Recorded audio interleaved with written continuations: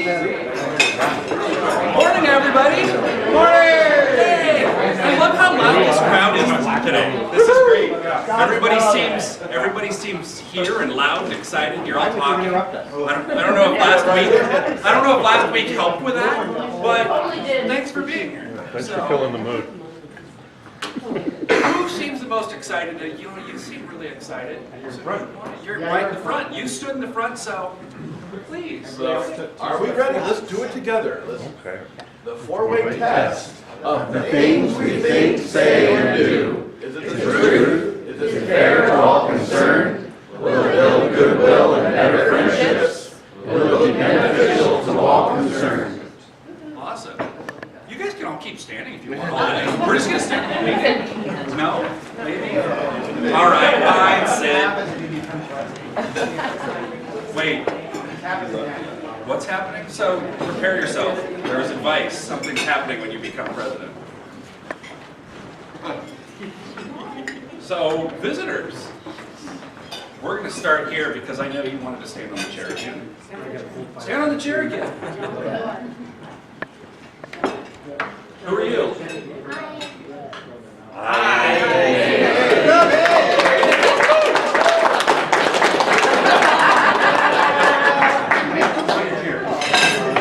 Nice.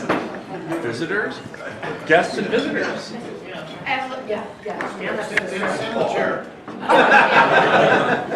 Larissa Conlon, Forbes Associate in McKinley Bell.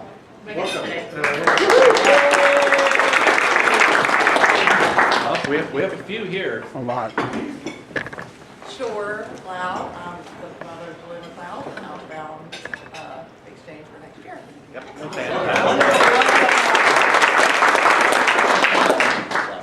Hi, I'm Julie McLeod. I'm the outbound.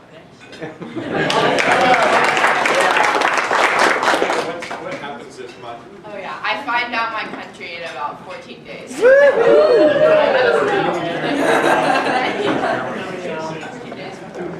All right. Hi, I'm Bobby. I'm straight from Brazil, and I'm with Rotary Club of Rico Hotel.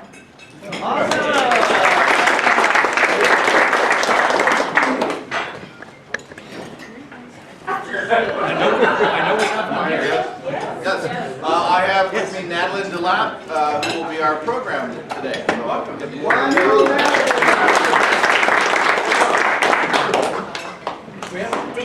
I'm David Ferney from the Arcata Playhouse. I'm just here to say thank you and give you guys some free tickets for some music shows that are coming up. Awesome. That's your head. I did see it sneak in. Right. Well, let's hop right to announcements. Now, I'll start because I failed and somebody did a lovely job and brought a pile of flyers for the pancake breakfast. Would you like to start? So just pretend this is on the screen. Well, really he's doing that and he's being quite nice because I didn't send him the image. So I came and printed up a stack. So this is the big push. One for sponsorships for the Career and College Center. This is it for them. This is where they get all their funding. So if you can help out, that would be really fantastic. It's going to be January 26th at the Fine Arts Building at Arcata High. And so on the sponsorship levels, there's all sorts of different levels you can start with. Any donation is very much welcome. I also have flyers, so if you have a business or know of a business, please just say, hey, let's put this on. And there's a stack over there of both flyers and a sponsorship. And then if those two things don't work, I have tickets. And lots of them that need to be sold. So you can come to me after the meeting, and that would be wonderful. Thank you. Awesome. Oh, no, I have a slide for that, so I wanted to make sure you sat down because I really like you to get your exercise. Yeah. I still have to have a little homage to Susan because she made you all exercise, so I figure I can at least make you run back and forth to the front. That's as far as I want to go with it. Other announcements? Before the break, the vocational club sent out a call for nominations for the vocational award, and I got no responses. So I'm bringing physical copies. So please fill out. You can turn them into myself, Brett, Jeff, and maybe Crystal, who's here. But I'll leave a few at each table, or you could dig back through your emails and find one and send it to them. Thanks. All right. I have a slide for, but you'll get, when you get your slide, we'll get you. You can slide right in. I have a non-Rotary announcement. That's fine. All right, you got it. Okay, so as some of you may know, I competitively spearfish while I and my teammate Ann Doherty are going to be going to New Zealand, and actually we'll leave in less than 5 weeks. But the tournament's March 9th and 10th. We're doing some fundraising. We're the #1 women's team, and we're representing the United States along with 7 other teams that are going to New Zealand. So, and we're coming from all over the United States. So I'm going to be downstairs in Paso Luego tonight for Arts Alive from 6 to 9. Come visit me, and I can share more about what I'm going to be doing there.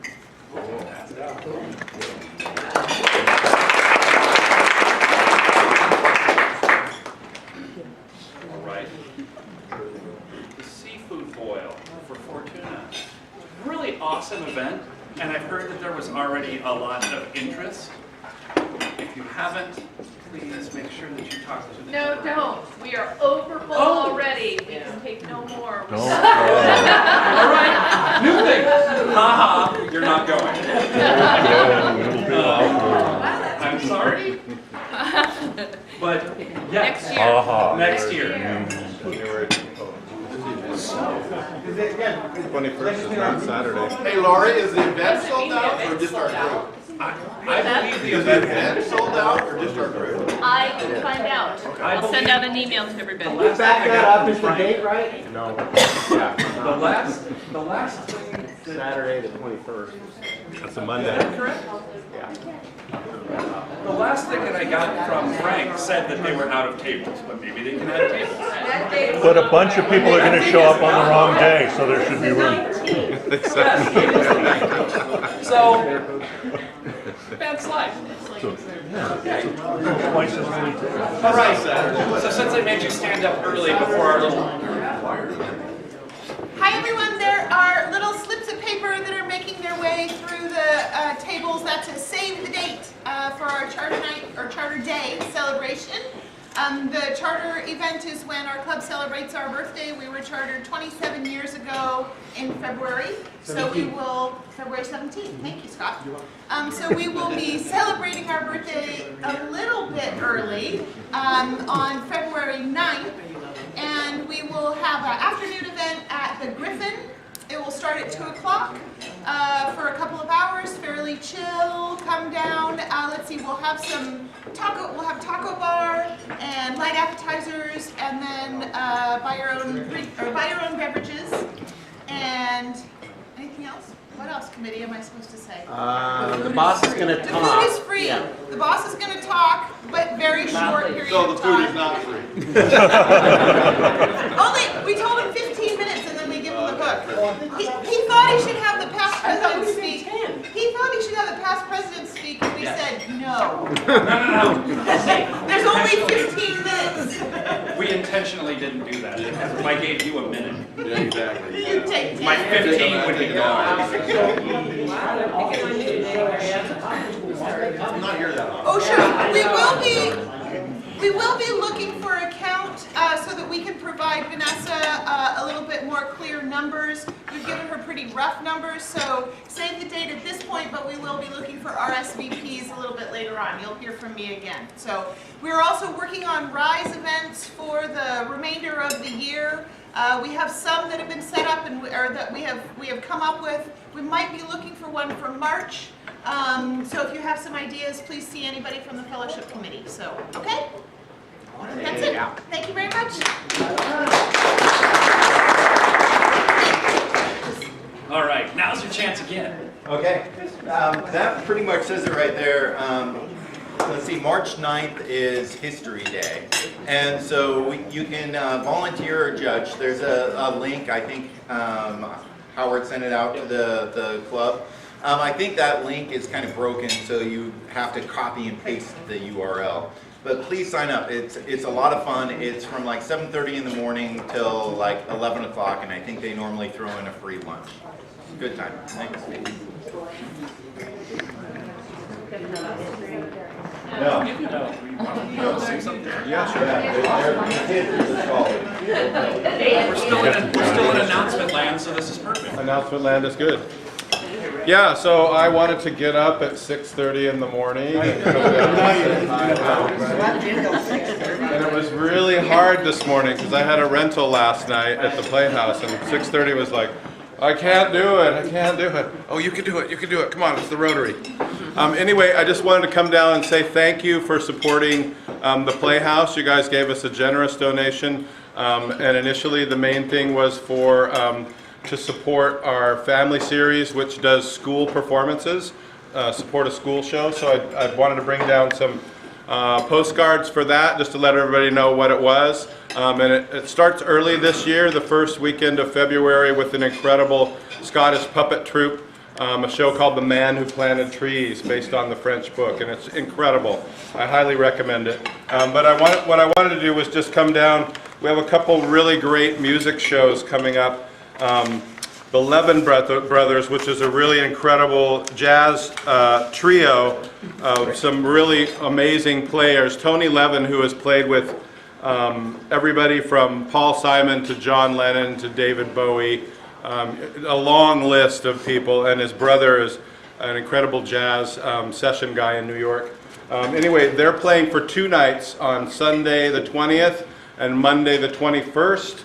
And I have a couple of pairs of tickets for anybody to each one of those shows, so I'll let you guys figure out how to fight over them or pass them out or raffle them or whichever.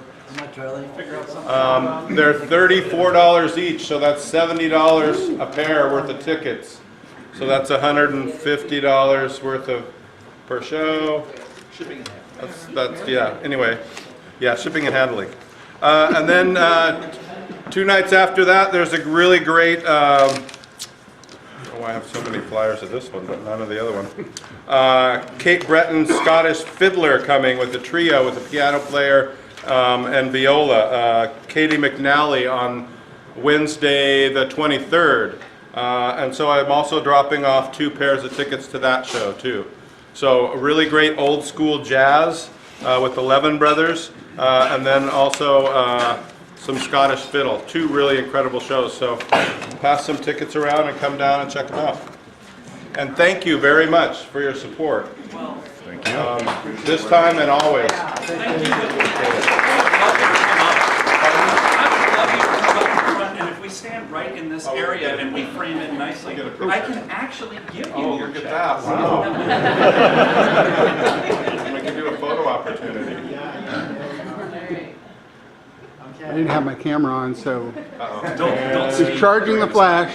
Please stand by. There we go. There we are. Thank you. You're welcome. Thank you. And I know somebody phoned us and mentioned about a photo opportunity. Was that it? Or they wanted to come and take a picture with some kids? Or Yes, so one of the things that we try to do is every time we give a check, we show up with a group of people and snap a photo and put it in the paper so people know that we've done it. But this works well. You came to us.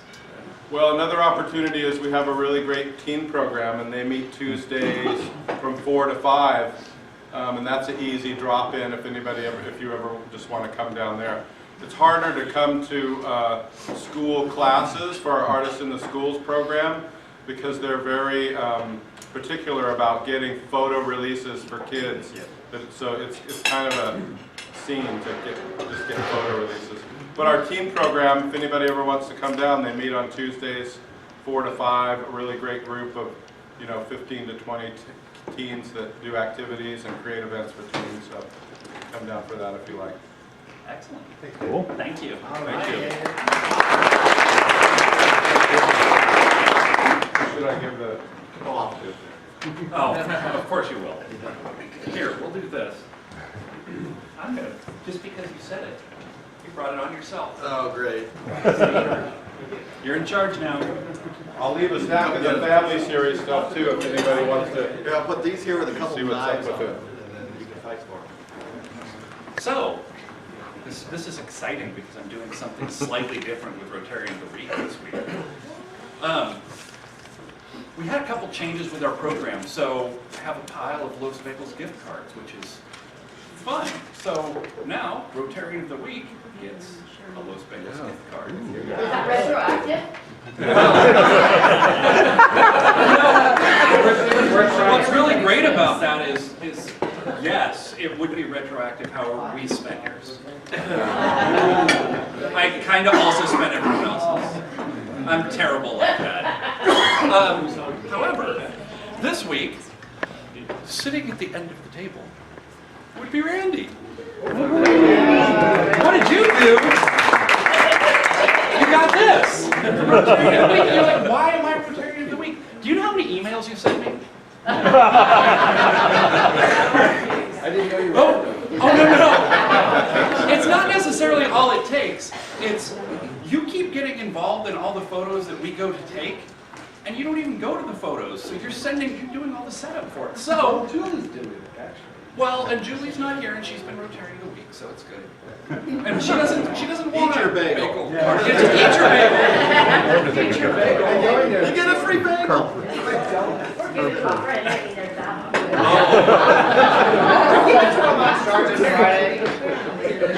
Well, hey, I'm just going to say, if you're going to make hot donut jokes, I'm going to say that we've changed you with health. We're giving you a bagel, which is like a donut for retired. I would like to tell you that after 30 years, I can now eat donuts in public. We're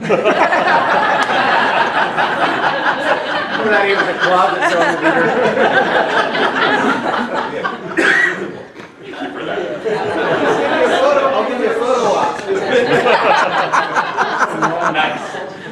All right. So, before, I didn't get anything from you, Finn. That's right. Do you want to come up and say anything? Yeah, I'd like to say. Oh, okay.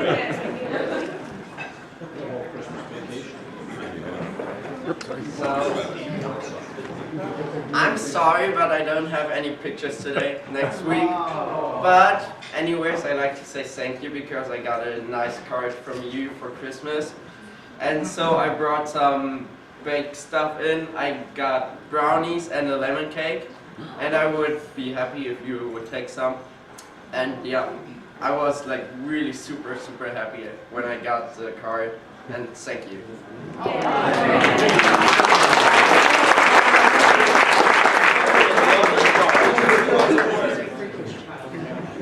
Well, we're hoping you do something fun with it.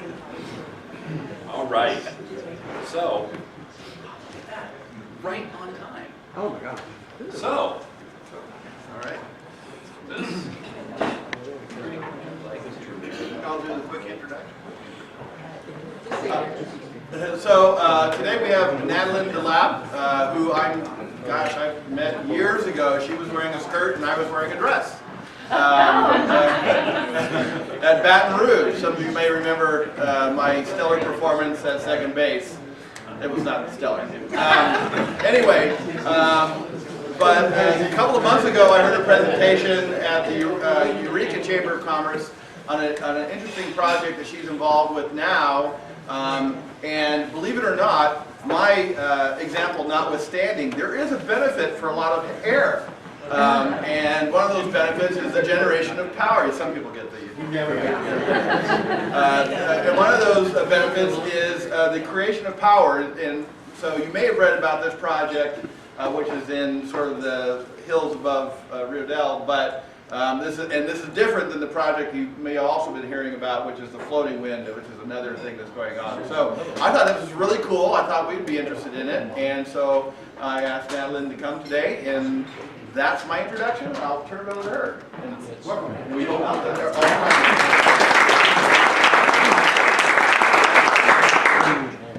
all So first off, thank you very much for having me here today. You guys are a very fun crowd, and I appreciate smiling faces. So, I do a lot of public speaking, and it still always gives you that little look. So bear with me. My name is Natalynne DeLapp. I am a local community member. I've been in Humboldt for about 12 years now. I'm a Humboldt State graduate, and I am working as the community liaison for Terra-Gen. And Terra-Gen is the project developer for this Humboldt Wind project. Show of hands, has anybody heard about this project already? Just a couple people, so good. We're here. So a little bit first, Terra-Gen. Who is Terra-Gen? It is a privately held renewable energy company. It does not have any fossil fuel in its energy portfolio. It's based in San Diego, and it is the most experienced renewable energy developer in California. It currently owns and manages about 40% of the wind projects in California. And that is special and unique because for anybody who's done land use permitting in California, you understand that we have special California environmental laws like CEQA and Endangered Species Act laws that don't apply in other states. And so for companies from out of the area that are trying to do projects in California, it can be very difficult if they're not used to that kind of compliance, whereas Terra-Gen is very accustomed to working in California. And it has built and is operating the largest wind farm in the United States, which is down in the Tehachapi area in Kern County. So what is the Humboldt Wind Project? The Humboldt Wind Project, and I'm going to use some terms where it's up to, because in permitting you have to, what you're doing is you're permitting it like a corridor. So you have to talk about what the maximum size is and then what the actual size may be is likely to be smaller. So Humboldt County is the lead agency. They are the overseeing body that is working on behalf of you. And so Terra-Gen is applied for a conditional use permit to the county. And the conditional use permit is then asking the county and all of the different agencies that oversee projects to look at this. So they're looking at up to 60 turbines that would generate 155 megawatts of power.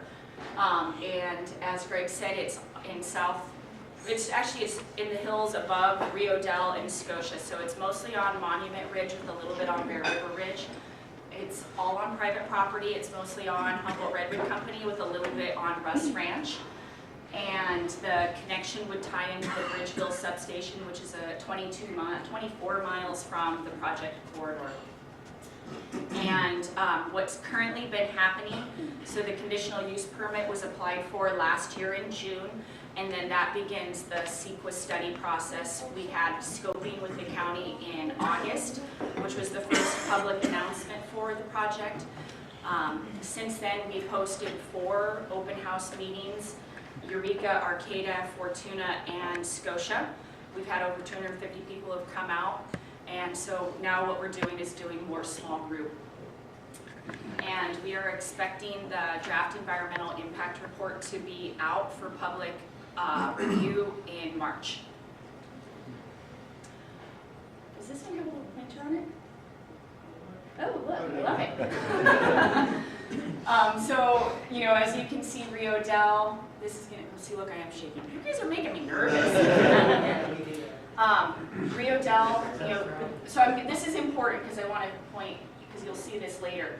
Rio Dell, how its kind of view shed goes like this, and then Monument Ridge is coming over from Scotia. It's right there, Scotia's right there. And just as a point, you know, we're seeing that there's Bear River Ridge, and then there's a gap, and then there's Monument Ridge, and this little gap is important. So, I'll go back and forth on this. So how did Terra-Gen select this site? We get this question asked most. You know, why here? Why Humboldt? Why this ridge? To say that this has been a very thorough process that Terra-Gen has conducted over the past 5 years would be an understatement. So they looked at over 100 sites in Northern California, and they're looking at a whole series of variables. You have to look at the fundamentals. Where is their wind? Where is their transmission line? Where is their capacity? Where can they actually access a site? Where are their roads? And where are their permitting potentials? You know, some areas might have different types of bans, or, you know, again, we're looking at land use planning, so you have to find the place where you can pinpoint in. And then you also have to look at wildlife issues.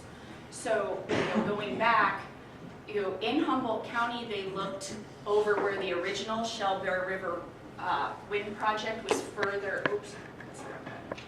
further west toward Petrolia. They also looked over here at Shively Ridge. They've looked, there's other ridge lines, Long Ridge and Rainbow Ridge are kind of down like this way. So they looked at these other sites, and after talking to U.S. Fish and Wildlife Service, after talking to the Department of Fish and Wildlife Service, also after looking at the feasibility of how do you move these really large turbines up and into an area, it came to these locations. And I will note again that this little spot right here, as we can see, is a drainage. It's a low part. That is a non-used area because as birds move through there, they fly through the low spots. So that's an area that's not being proposed. So again, they've looked at this, they've narrowed it down, and this is the location where they're looking to permit within this corridor. And as I was mentioning, I don't want to say the cooperation, because that's not quite the right word. The input from CDFW and Fish and Wildlife Service. Those agencies are working for you. Let me kind of like take a step back. When we look at projects, and if anybody knows what I did in my past life, I used to work as the executive director for EPIC, which is the Environmental Protection Information Center. That's an organization that really knows how to work in and around land use and agency work, and I've worked on stopping a lot of projects over about a decade, and so I understand both how to stop projects, and then what we're looking at is how to make a project designed well so that it can move forward. So what are these mechanisms that need to occur? And if I can tell you from my experience that the state agencies and the federal agencies are really working on behalf of their mandates and on behalf of the public. So they're not like, oh sure, come on in, we don't care. They're very thorough, to say the least. So there's a lot of input and back and forth on the design of this project to make sure that it's going to have the least impact on wildlife and water resources. So that brings us to wildlife. What is Terra-Gen doing to determine what are the impacts of these? I mean, these are giant wind turbines. They are being permitted to be up to 600 feet tall at tip height. They're big. They're going to be much taller than our trees up on that ridge line. And so we have to look at what could the impact be. So they are conducting the most thorough study on marble burlets that's ever been done in actually in the Pacific Northwest. There's some benefits because they're working with Humboldt Redwood Company. That timber company has a plethora of data that comes from the original Pacific Lumber Habitat Conservation Plan. They know where the northern spotted owls are, they know where the burlets are, they know where the old growth forest habitat is. And this is different unlike maybe down in Kern County or Tehachapi where you're working with just private landowners. They don't keep track of where their wildlife is. The timber companies do. So they've been going through, using this helicopter. They fly around and they look at all the known nest sites for raptors, and so they physically are looking. There's historic data that an eagle used to be here. Is there still an eagle here? They are using this cool little machine. It has, if you can see, it has these neat radar that go both this way, so you can get a lateral, like when birds are flying, you can see what level, what elevation are they flying at, and then it also turns this way, so you can see both planes to see not are there birds in the area, but how are they moving in the area at what elevation. They've got acoustic towers up that are these Met towers that are listening for bats. So they're doing this very intensive use pattern to see what is going on, where are these animals, what would the impact of this be, and then they're looking to cite the turbines and choose the different types of turbines and the different heights of the turbines to best use the space for wildlife and for wind. Take a breath. So, environmental review. Are people familiar with the environmental review process of CEQA? We're kind of mostly familiar with that process. So California has a very thorough, systematic process for how projects move forward. From the inception, hey, we have an idea, to let's study the idea, to public review, to then let's put some additional conditions on it, and then possibly we get it approved. So all of the studies, the technical reports from Terra-Gen, it's working with this other company called Stantec to put all their studies together. Then this county has its own third party, its AECOM, is actually creating the environmental review document. AECOM is basically working for you, so they're making sure that these things are, does this make sense? And like I said, probably in March, we'll have a draft environmental impact report. So for those of you who like to read 600 pages of studies, it's coming. That used to be my pastime, so for those of you who like to read those, it's coming. So, the project is designed to avoid impacts. So when you have a project, the first thing you're trying to do is trying to avoid impacts, but where you cannot avoid impacts, you're seeking to mitigate impacts below the threshold of significance. That's a CEQA term, it's one of those wonky words, but you gotta bring it down to where it's acceptable. So one of the big questions that a lot of people are very interested in is overhead lines. So we talked about, let me come back to this map. So here's where the wind would be generated, but now you have to take it from where it's being generated out. And this is an interesting part, it's either gonna go over the river or under the river. It can do either. I just want to talk a little bit about going under the river. Under the river is designed to reduce birds fly through the river corridors, so you just want to you don't want to clothesline birds. It would be a small tube that goes under the river. This is actually fairly common, I didn't know this. The city of Rio Dell, because Rio Dell's split between two sides, it has a lot of lines that run under the river, so it was more common than I understood and thought. So it could go under the river. It may be able to go over the river if they are able to site it differently. But so that's one thing I want to just call people's attention to. And then it goes out 20-something miles out to Bridgeville.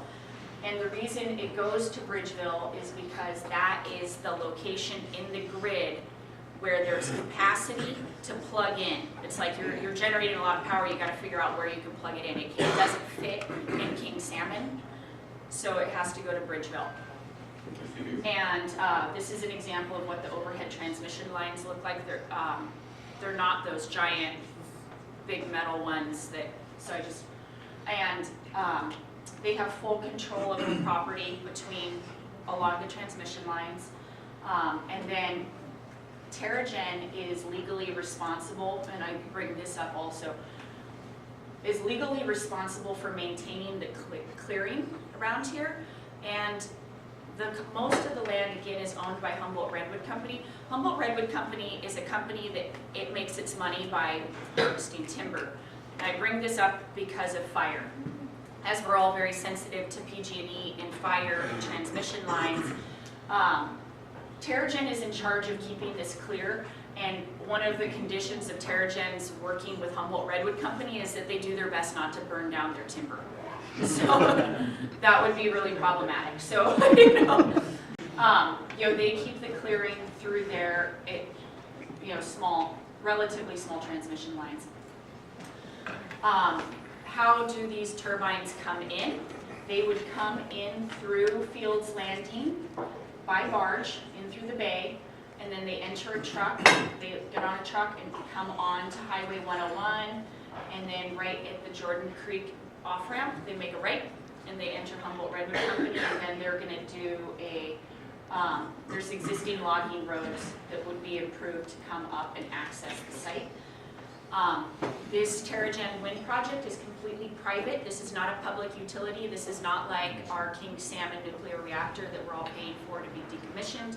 This is not like the Iron Gate Dam where they're trying to pass off the decommissioning onto ratepayers. Because this is a private company, it's privately funded, there's no tax dollars, there's no bond money. They have to put up all the money to build this, they have to put up all the money to take it down. So, we talk about there could be impacts, but there can also be really big positives. First thing, I don't want to put these in order. For me personally, I am really excited about renewable energy. I am excited that we have the opportunity to be producing power in Humboldt County. The power will stay locally in Humboldt County. I'll get to that next slide. It removes a lot of potential carbon dioxide out of the atmosphere. It helps California meet its renewable energy portfolio standards that it's seeking. RCEA, Redwood Coast Energy Authority, is looking at a resolution, much like the city of Arcata, the city of Eureka, and the county of Humboldt they're aiming to have 100% renewable energy by 2025 for Humboldt County. And so this is the type of project that can help reach those kind of goals. And then there's also benefits to property tax, sales tax, and jobs. Construction jobs during the construction, as well as permanent, well-paid, blue-collar, white-collar jobs. So where does the energy go? So this is the part that I don't like because it's complicated and it's physics, and this is physics and electricity. Once the energy is plugged in at Bridgeville, by the very nature of how energy moves through the grid, because we are a user, we're like a vacuum, we suck energy here in Humboldt. By the very nature of where the energy goes, it will go to the path of least resistance, which is Humboldt. She just said Humboldt sucks. We all suck here too. We like to turn on lights. But by the very nature, we will be using it. And Terra-Gen is in discussion with Redwood Coast Energy Authority to develop a power purchase agreement. That's kind of like two buyers buying and selling a house. Until you shake on it, it's a little bit of a dance to figure out what this looks like. But the energy, just by the very nature of it, will stay local. And the grid doesn't determine what's a green electron and what's a brown electron, but the goal on an overall California level is to put more green electrons into the grid so that we're reducing the amount of fossil fuels that we're using as a state. And just as an aside, currently our energy comes from natural gas mostly, and that is coming from the Dakotas. So currently, where are we getting our energy? And so unless you're paying that extra rate through RCAA for renewable, which is also being developed out of the area, our energy comes from natural gas. And so this project, if it comes online, would be able to, and our natural gas plant is a peaker plant, so it comes on when it's needed. So right now, as we can see, there's not a lot of wind outside. Wind is variable. If this project was on 24 hours a day, 365 days a year, it could provide all the power Humboldt County needs. But wind doesn't work like that. That's why we have solar also. Solar during the day, wind tends to be generated in Humboldt County at night. So it's a really nice balance. Solar during the day, wind at night. We have more wind in the winter, less in the summer. So the project could probably provide about 40% of Humboldt County's energy needs.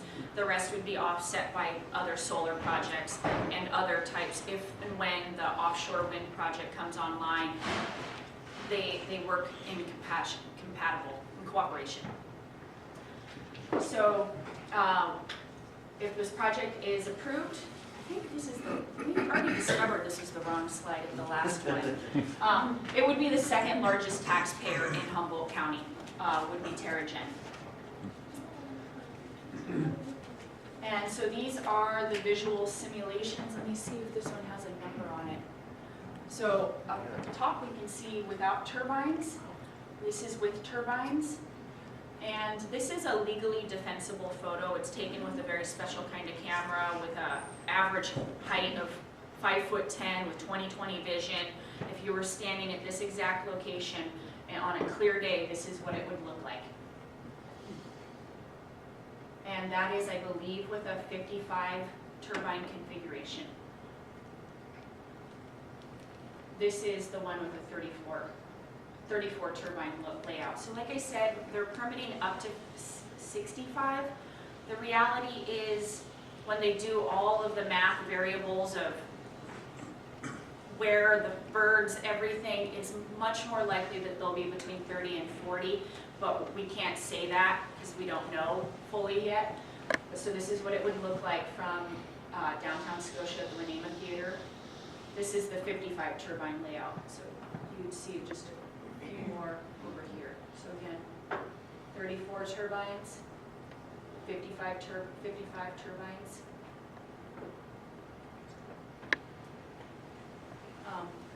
We also know what those. Is 30 the viability point? What they're doing is their goal is 155 megawatts. And so with turbines, there's not just one model of wind turbine, just like there's hundreds of models of cars. They have the same thing with wind turbines. So there are ones that are designed for gustier wind spots. There are taller ones, bigger ones. Some are capable of producing 5 megawatts. Some are 2 megawatts. They're going to put probably 2 to 6 different types of turbines up there. So some of them are going to be taller, some of them are going to be smaller, some of them are designed for more constant flow, some of them are designed for that like big gusty spot with a bigger turbine.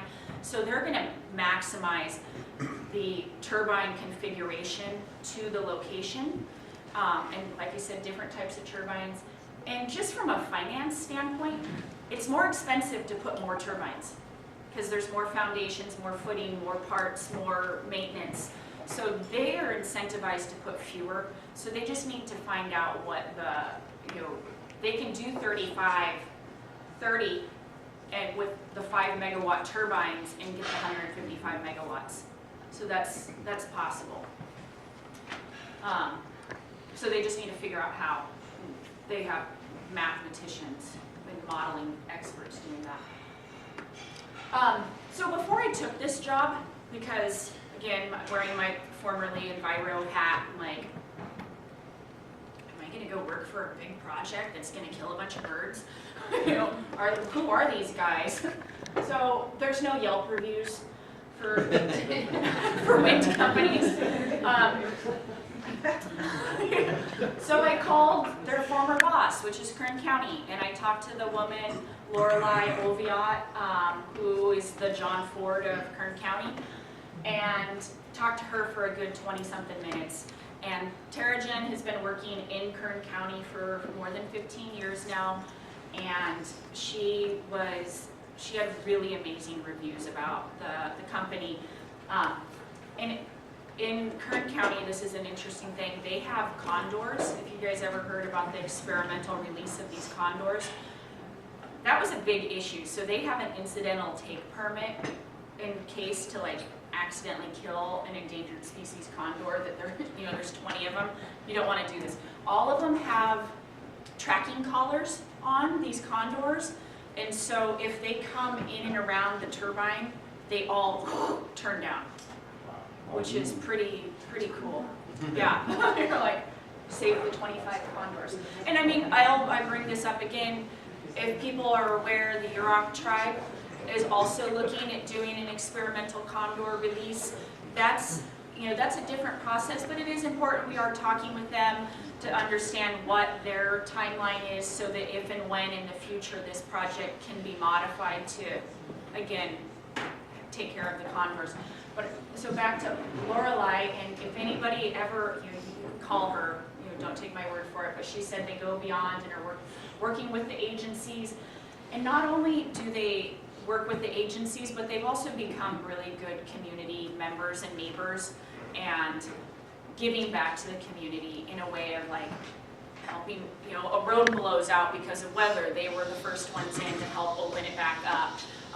Helping make investments back into the community to show that they care. You know, they're here, they want to be here, and so she said it was just great working with them. And if we have more time, I can show this, or I don't even know if we're online, so. Yeah, I don't, Ray's not here. Oh, yeah, no. It's on you guys. I'm acting president. Can you, I mean, I don't know if it's hooked up to video or not, so. Yeah, I mean, it's also not, it's just a cool video of them being built. Gives you a little bit of scope, but. How long is it? It's about 3 or 4 minutes, but. Oh, that's really cool. You know, If it's online, I don't think you can get to it. Yeah. oh yeah, if it's online, we can't get to it. Okay. So we Yeah. can send the link out. We'll send the link out. Yeah. It's on the YouTube. YouTube, it is a YouTube video. But yeah, it's a neat fast forward of these turbines being built and constructed. And so just from a It's a cool timeline, video, I've seen it. just from a timeline standpoint, and this is the part that often makes people go, the goal with this project is to be transmitting electrons by the end of 2020. So this is a very, as Nathan, my boss, says, a very intentional timeline. They're being very like, you know, if you want to see big business, like there's no 10 minutes late, you know, working with this company. But you know, they have to have that project done. I'll get to you in just 1 second. Is because there were renewable energy credits that were brought online through the Obama administration that the Trump administration has canceled. So there's no, you know, there's like basically a federal rebate that comes back for these kind of renewable energy projects. It's no longer viable after 2020, and so if they can't access those rebates, it'll make the whole project way more expensive, which then makes the energy way more expensive, which then makes it less competitive with natural gas. So it's like, it has to get done or it just becomes less viable as an energy source across the board, so. What are the hurdles that are going to prevent that from happening? Could prevent that?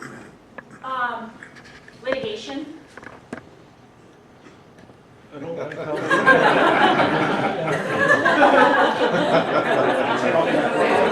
So one of your slides said that there's going to be up to 300 jobs and 15 permanent positions. Are those going to be from here or from outside or both? Both.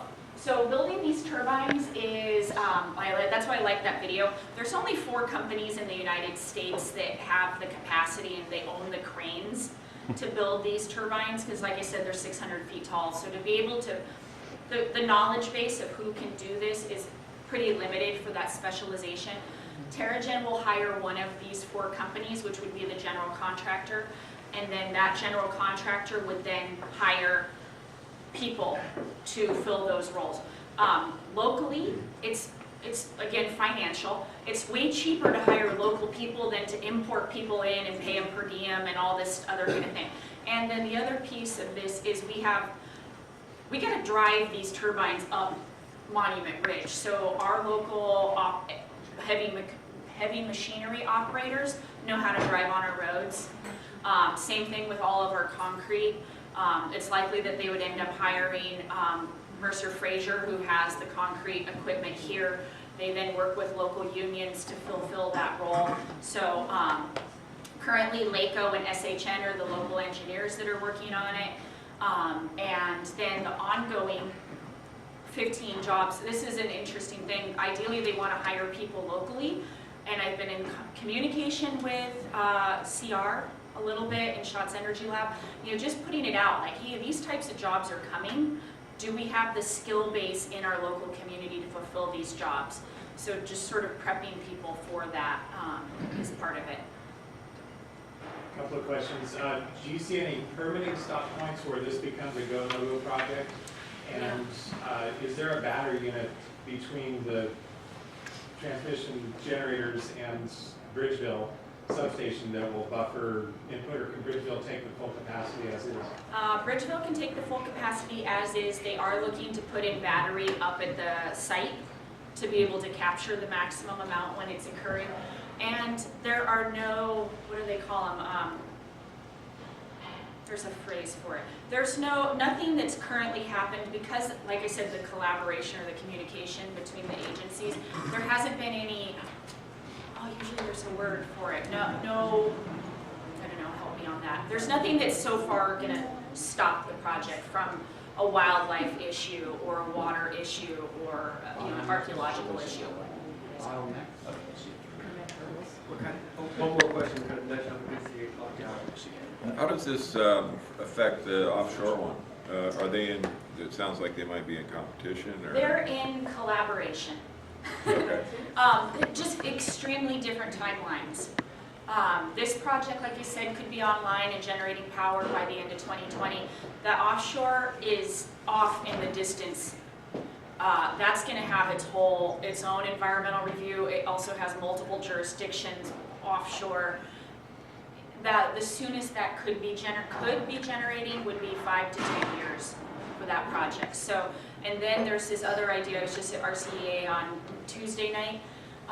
If there's more renewable coming online in Northern California, there's an incentive from, this is a weird thing, Department of Defense likes to fly its airplanes around and play its games. It has a lot of that in Southern California and Central California, and so it's been incentivizing and pushing California. The Department of Defense is pushing California to push its wind energy to Northern California so that it leaves Southern and Central open for flight paths. Weird, but and so there's also the option and potential that we might see additional transmission coming into Northern California and even Southern Oregon because of this kind of pressure and push. So. Wow. Yeah. Okay. That's a lot to take in. Natalynne, thank you so much. Thank you.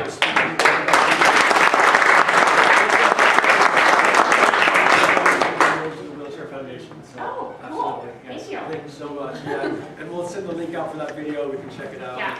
And everything else. So, all right.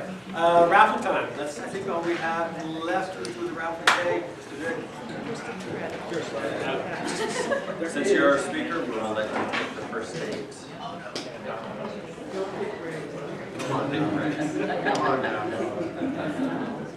694-5519.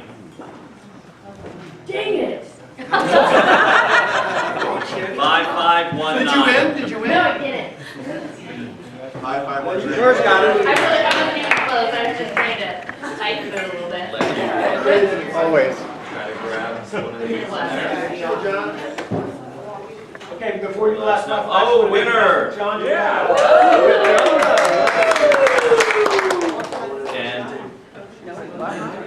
I'll give you your cash when I. You're going to grab another ticket. We still have a second chance to have a. Back to $20 though. Do you want to read that one out? This is what 555 done. 4 5s? I can't say. 5559. We got it, Shannon. We got it. Nice, you good. Ridiculous. Donor.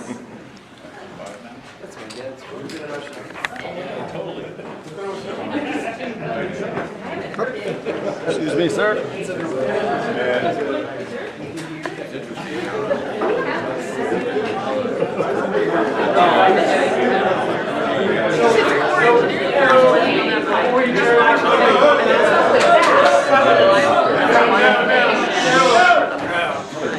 We have Mr. John, you had a pretty big deal happen last week, so you want to stand up and announce what's going on? No, I really don't. As of February 18th, I will be taking over as a publisher and general manager for the Times Standard. So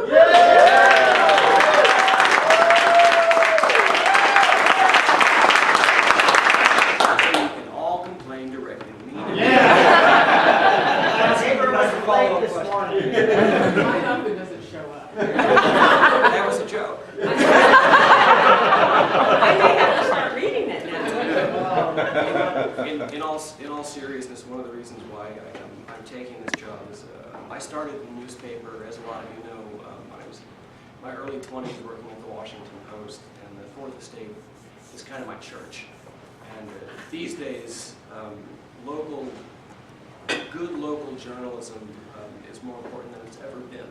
There are a lot of people who see it and say it's a danger, and by extension, so is society. So this actually feels like kind of a higher calling for me. And expect to be bothered. I'm going to bug you. I want to know what you need. I want to know where we've strayed. I want to know what we're not talking about that you want to see us talking about. So when I say, my joke about complaining to me, it's really not a joke. I want it. So complain like crazy. Make appointments. Bother me, because we're going to do a better job starting February.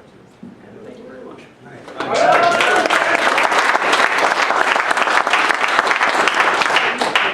Well, does anyone up in Ray's absence, does anyone out here have a quote they would like to say to end the meeting up with? Anybody? Votes? I have a quote. There you go.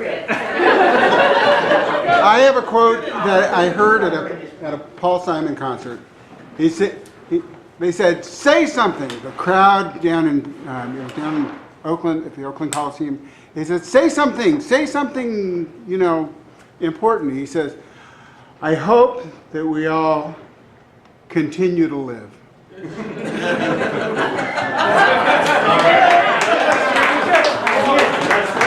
That's what I'm hoping you can debunk a myth and settle a bet.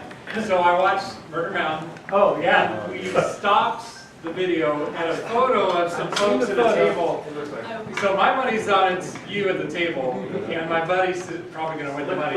Look at the arms. I've got bare arms. That guy's arms are completely shaved.